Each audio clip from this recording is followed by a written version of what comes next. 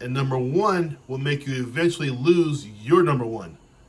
The one you said the vows to, or the one you said, I'll live with you forever in an apartment together, house, whatever together, right? The one you cohabitate with, the one you call your not be a work hero. So what do I mean by that? Let's get into it. So I got a call about 3 weeks ago from one of my clients from 3 years ago. We had this discussion. I life coached him for about 10 weeks. It was a business coach slash life coaching sessions, right? And so he kept telling me how much he loved his job. He loved his job. He loved his job. And so my response was always, you love your job?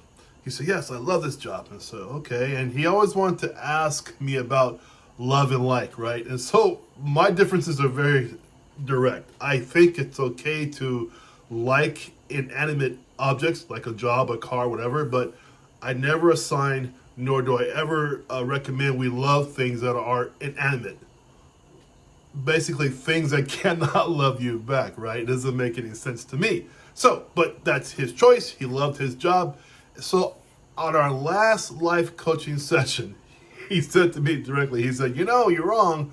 I'm always going to love this job. I said, that's fine, no problem. I get that. So we kept on talking. We had a great time, and it was a really good transformation in 10 weeks of how he can be a better leader at his job. It worked out fantastic. So the reason why I know this from our call, he gave me a call a little bit ago, right, a few weeks ago.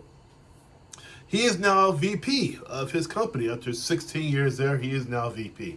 And he gave me some credit, which was fantastic. Every life coach wants to get some credit for helping out people, right? I surely do because I love people, so it's a big deal for me. But then he said this is so great. He said, thank you, because you were right all along. We cannot love our jobs. We can only love people, right? I said, well, that's my philosophy. That's what I teach. So this brings me to today's talk about do not be a work hero. So what do I mean by that? You're the first person there in the morning. You're the last person to leave at night. You put in 14 to 16 hours at your job. If this is not you, I'm sure you know someone like this, right? These people are what I call a doctor's dream patient. I say that a little bit sarcastically, a little bit roughly, right? But what do I mean by that? Usually these folks have a lot of medical problems, right? Maybe foot neuropathy, maybe diabetes, maybe depression, whatever, right? Because they're pouring their whole identity into their job. Tell me you don't know anybody like that. Come on, I'm sure you do. Their whole identity is the job to the point that they no longer have a social life, or they no longer understand what it's like to be without the job. The job is the identifier of that person 100%. Now, you ever go to get-togethers, right? What is the first or second question people tend to ask you once they obtain your name? What do you do, right? That's always second or third. So for me, I tell them, I'm a husband, I'm a father, and I do this. I life coach as well. But those are the order of importance for me, right? And when some people say what they do, and they go on for hours about what they do, without even talking about what they do besides the job. Understand? So I don't want you to be one of these job heroes. That's not how you do it, right? Number two, go home.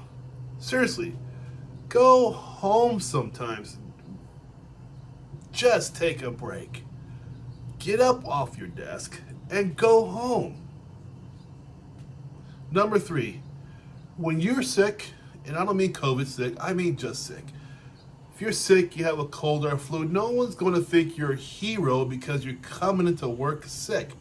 I don't want your germs. Nobody else wants your germs. They may like you a lot, but nobody wants your germs, right? Don't come to work sick and thinking you're some kind of hero, because you're not a hero. When you're sick, you're causing problems for everybody else because you're coming in basically injured. You're sick, right? Spreading all your germs and diseases, so on and so forth. Nobody wants that, okay? So don't do it. At this point here, I want to ask that you please subscribe to my community here. It'd be really great to have you guys on here. Also, too, if you have any questions below, let me know for sure, okay? If you like my video, hit like. I never ask, hey, hit like. No. If you like the video, than hit like. Likes have to be earned. Okay, that's my idea. Last one is this. Work heroes have a much higher divorce rate. The reason why you know this, look at your stats, the reason why people divorce. Husband missing, wife missing, whatever. They're not there, they're somewhere else, right? Because these people, what happens with people who put work over everything else, the job morphs slowly into the spouse. That's what happens. Your spouse becomes second or third or fourth down the line while your career is number one, right? And number one will make you eventually lose your number one. The one you said the vows to, or the one you said, I'll live with you forever in an apartment together, a house, whatever together, right? The one you cohabitate with, the one you call your girlfriend, your boyfriend, the one you love, that number one person eventually becomes number two or three or four because you have put this job and career over them. You have fallen in love with something that cannot love you back, but yet you're in love with it, right? It's such an identifier for you. You'd rather identify yourself as a VP of something than being the girlfriend or boyfriend or husband or wife of this person who loves you dearly. So you've made this, what I call, a very dangerous trade-off. You traded a phone or a rock or whatever. Really, it's the same. They're inanimate objects. A job is inanimate. It doesn't move. It doesn't breathe. It doesn't love you. It doesn't talk to you. It's a job. Understand? You have traded that job in for someone who loves you. It's a terrible trade. It's a terrible trade. But many people do this. That's why they have higher divorce numbers. That's why they get left more. That's why they have more incidences of depression, because they understand sometime later down the road what their trade-off was, and it was a crappy trade-off. That's the real deal. So what you want to do is that you want to avoid what the Japanese call karoshi. I know I'm saying the word wrong. I do apologize, but it's karoshi. That is death at work. That's dying at work. Literally, you're dying at work. You don't want to do that. You don't want to become some hero. Oh, his person died at work. No one's going to say, wow, what an awesome person you were. He worked 70 hours a week. No one cares about that. It's not important. Do you know why it's not important as a life coach? I'll tell you why it's not important. Because if you died on a Monday, say you died at 9:30 in the morning on Monday, most companies could have you replaced by 9:30 on Tuesday with somebody more qualified than you at that job. Let me say that again. If you died on Monday at 9:30, most companies can have you replaced by 9:30 on Tuesday the very next day. The truth is, guys, you can like your job a lot, but we are all expendable. That's the truth. We're expendable. I coach about loving people who are around you, loving humans who are there, loving humans who need you, and loving humans who you need. That's my life coaching experiences. That's what I talk about when I do life coaching. Yes, for sure, the business is important. It's fantastic. I enjoy doing business coaching also, but I also make sure my clients understand those who are human around us are more important than the career, because that's the truth.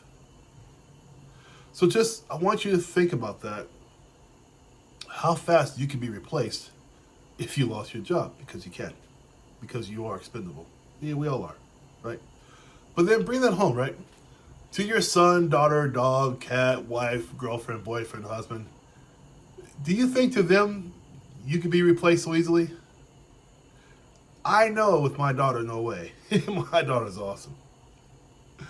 I know with my wife, no way. Wow, my wife is awesome.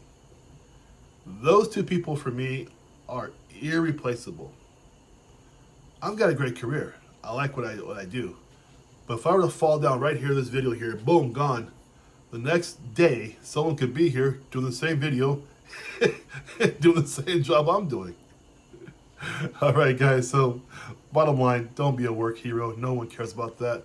Do your job. do it good, do it honest, put in the honest day's work, help people out, be there for somebody, be positive. That's all you gotta worry about, okay? Otherwise, you guys have a good day.